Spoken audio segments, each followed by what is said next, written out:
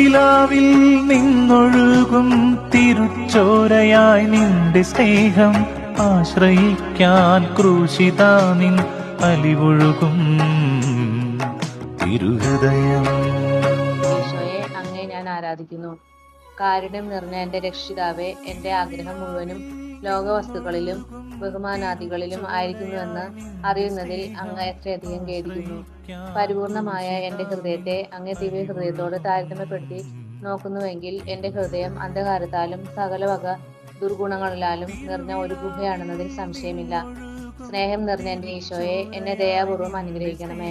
അങ്ങിലുള്ള ദിവ്യ ഹൃദയത്തിന്റെ പ്രകാശം എന്നിലുള്ള അന്ധകാരത്തെ നീക്കി എന്റെ എല്ലാ ആഗ്രഹങ്ങളെയും അഭിനിവേശങ്ങളെയും സംശുദ്ധമാക്കണമേ.